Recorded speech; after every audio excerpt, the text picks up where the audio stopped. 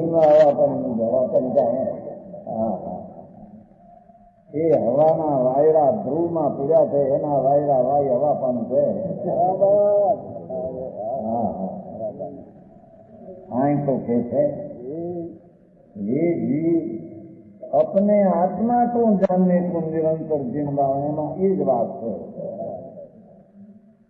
अपने आत्मा को जानने को, आत्मा जो वस्तु स्वीकार जानवानी पर्याय वर्तमान है. समझाणु કાંઈ પણ સ્વીકારી દ્રવ્ય જે છે એને જાણવાનો પ્રયત્ન કર.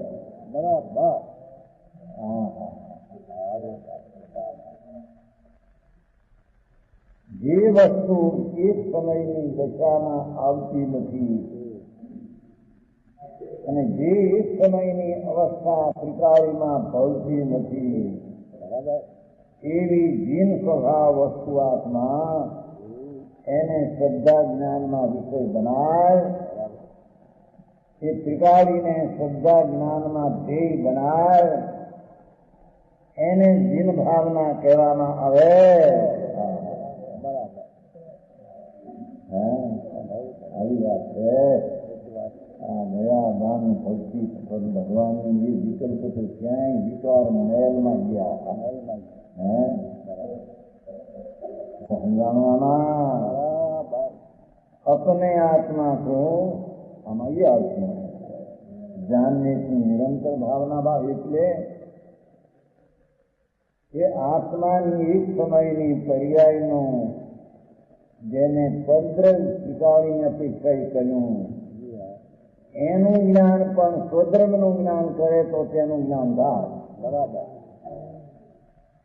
એક સમયની ક્ષેત્ર અવસ્થા અસંખ્ય દેશ જેમાં અનંત આનંદ ભર્યો છે એવું જે સ્વક્ષેત્ર ભગવાન અસ્થિપણે એની એક સમયની ક્ષેત્રની દશા જેમાં નિર્મળ પર્યાયનું રહેવું છે એ પરક્ષેત્રનું જ્ઞાન પણ સ્વક્ષેત્રીય આત્મા પિતરાળીનું જ્ઞાન કરે તો પરક્ષેત્રનું જ્ઞાન થાય. બરાબર. આવશે આત્મા अपना ने पर का स्वरूप ज्ञान आत्मा आत्मा अपना ने पर का स्वरूप ज्ञान जिंदगी की आज्ञा की भावना निरंतर भाई हो जाए. हाँ हाँ हाँ, अरे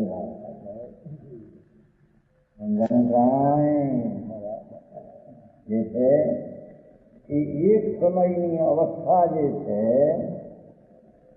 એનું જ્ઞાન જે સમય જે અવસ્થા તે કાળ તે દ્રવ્યની થવાની તે પર્યાયનો સ્વકાળ સ્વતંત્ર છે. બરાબર. એ સ્વકાળનું જ્ઞાન પણ શિકારી જ્ઞાન ભાવ જે કાળ વસ્તુ પોતે જ આખી વસ્તુ છે એનું જ્ઞાન અને એનો આશ્રયથી જ્ઞાન થાય ત્યારે પર્યાયનું જ્ઞાન પરનું જ્ઞાન સ્વનું જ્ઞાન થાય ત્યારે પરનું જ્ઞાન થાય. બરાબર. અરે જાણું કાંઈ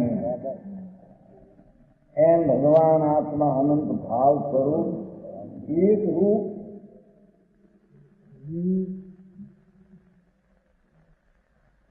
એમાં શીખે અથવા સંસ્કૃતમાં શીખે આમાં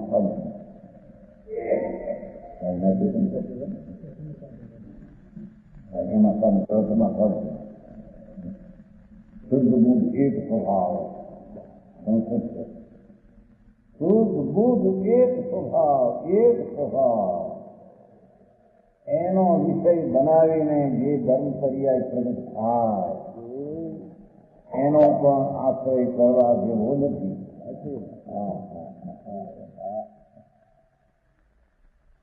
બરોબર નહીં? બહુ આગળ નું આપો પાણી જીવન જેથી ક્યાં લઈ શકીએ.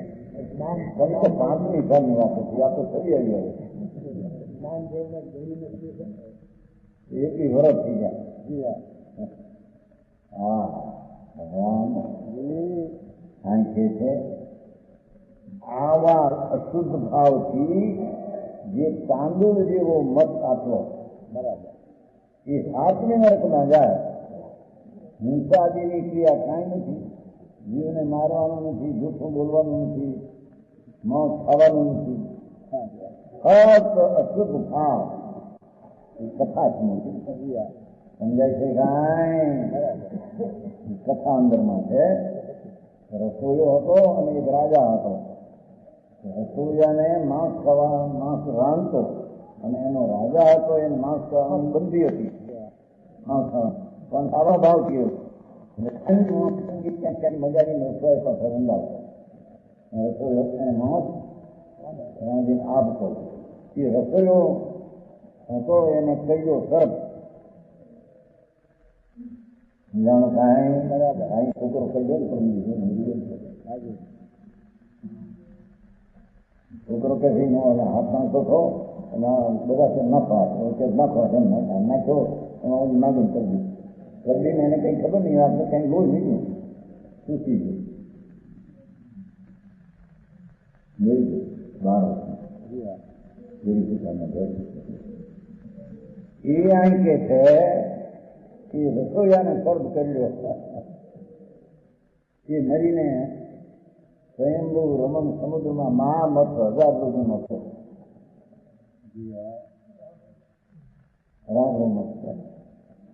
જાણો. અને એનો જે ઓલો રાજા હતો એ મરીને પણ હાથની નરકે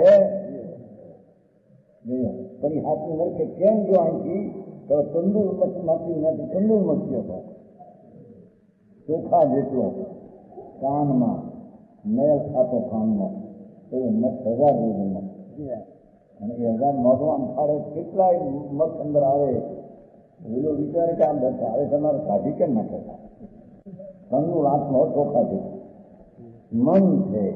વજ્ર નારાજ સંગણ છે, વજ્ર નારાજ સંગણ છે. આટલો મત છે.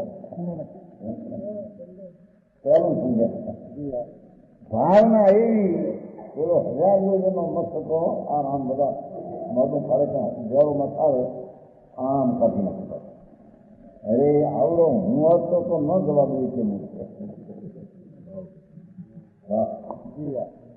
ભાવ ની આ વાત છે. ભાવ ભાવ છો ને ક્રિયા ના હોય એની સાથે કઈ સંબંધ નહીં. હા, એ તો ઘરની ક્રિયા છે. ઘરના અસ્તિત્વમાં ઘરનું આ બધું આપણે સારા હાલ ચાલે. એના ભાવમાં એવા ભાવ સમજાઈ શકાય કે મરીને પાછા નરકે 2 હાથની નરકે ગયા. મત તો જાય પણ ઓલો એ તંદુર મત થઈ ગયો ભાવ. એ ભાવનાનો આધાર આપીને એવી અશુદ્ધ ભાવનાથી અશુદ્ધ ભાવનાનો એક ભાગ શુદ્ધ અશુદ્ધ ભાવ, અશુદ્ધ ભાવનાનો એક ભાગ અશુદ્ધ ભાવ અને અશુદ્ધ ભાવનાનો બીજો ભાગ શુદ્ધ ભાવ. એ 2 અશુદ્ધ ભાવ 2 ચાર ગતિના કારણ છે. બરાબર. શુભ હો કે અશુભ હો. ભાવ પાવું છે. શુદ્ધ ભાવનો અધિકાર મુક્ત છે. બરાબર. જે ભાવે સ્વર્ગ મળે એ ભાવ પણ શુદ્ધ છે, અશુદ્ધ છે. જે ભાવ તીર્થંકર ગોત્ર બાંધવાનો છે એ ભાવ અશુદ્ધ ને મેલો છે. બરાબર. तीर्थंकर गोत्र का भाव भी अधर्म है, धर्म नहीं.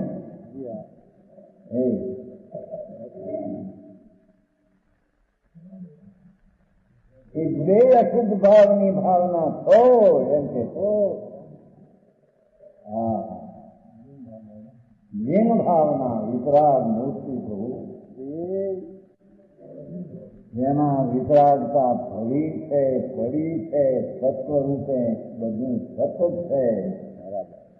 એનો આશ્રય કર તો વિતરાગતા પ્રગટ થશે. નિમિત્તનો, રાગનો અને પર્યાયનો આશ્રય કરીશ તો રાગ ઉત્પન્ન થશે અને લાભ માનીશ તો મિથ્યા દ્રષ્ટિ થશે. બરાબર. સમજાણું કાંઈ? માટે જીન ભાવના પરમાત્મા પોતે શુદ્ધ આનંદનું ધામ જેમાં એક સમયની પર્યાયનો પણ અભાવ, એવા ભાવની ભાવના કર.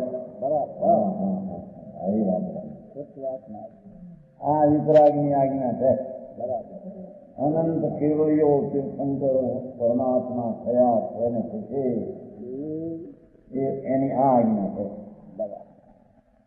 સમજાય છે કાંઈ? अपने आत्मा को जानने को तो आत्मा द्रव्य सिखावे એને જાણવાની નિરંતર જીન ભાવના વિતરાગ ભાવમાં શુદ્ધ ભાવમાં ધ્યેય બનાવીને એને નિરંતર ભાવના પૂરી કર.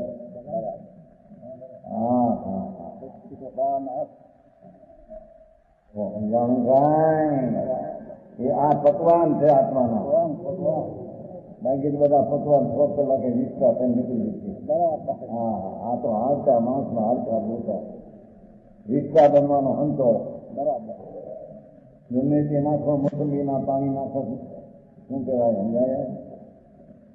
માવો માવો ઘૂઘરા થાય છે ને માવાના. હે હા, ઘૂઘરા તળેલા ઘીમાં અંદર માવો અને બદામ અને પિસ્તા ઉપર દહીં તોડ્યા પછી અંદર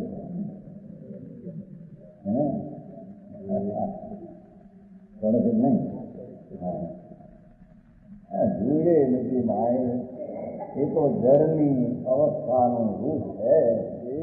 એ ચૈતન નથી, ચૈતનમાં એ નથી, ચૈતનથી એ થતો નથી. બરાબર. ચેતનથી તમારો હોય તો એક જીન ભાવના થઈ શકે. સમજાણું કાંઈ? હું પાપનો ભાવ એ પદ્રવને આ લક્ષ્ય થાય છે, એક આત્માનો સ્વભાવ નહીં. ભગવાનની ભક્તિ ને ભગવાનનું સ્મરણ પણ પદ્રવને લક્ષ્ય. અહીં તો હજી પર્યાય પદ્ધર કીધું તો ભગવાન તો ક્યાંય પદ્ધર ગયા એ કહેતા સંભવની ભાવના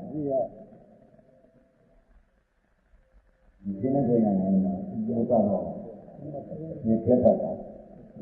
10મી સાલમાં મ્યુનિસિપાલિટીના વ્યાખ્યાન ચાલતું કે દેવગુરુ શાસ્ત્ર પર એ તો શુદ્ધ છે.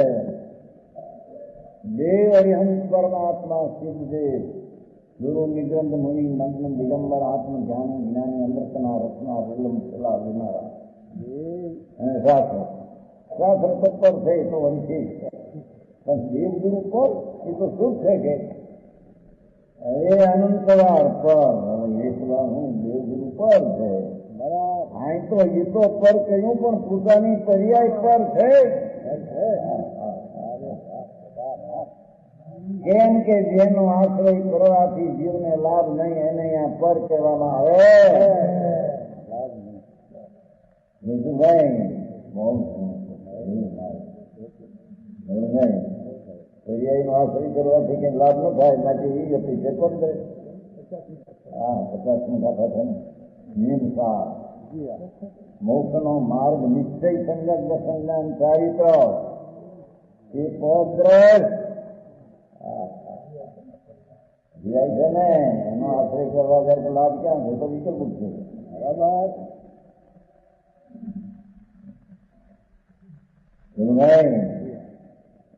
જૂનું છે, નવા નવા જેવું નથી. ગાડું ધૂળ જેવું ખોર જેવું થઈ જાય. આ તો અમૃતના ઓસલાના બાપુ છે. હા, आशा वरण की क्या चीजें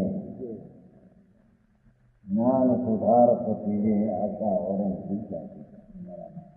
भगवान अनंत आत्मा नाथ पूर्ण परम ब्रह्म परमात्मा पोते निज स्वरूपे દ્વૈતને વિરાજે છે. બરાબર. એનો આશ્રય કરવાથી આત્માને આનંદને સંતોષ થાય. બરાબર. બાકી બીજો કોઈ પણ નો આશ્રય કરવાથી આત્માને સંકિત ને આનંદ થાય.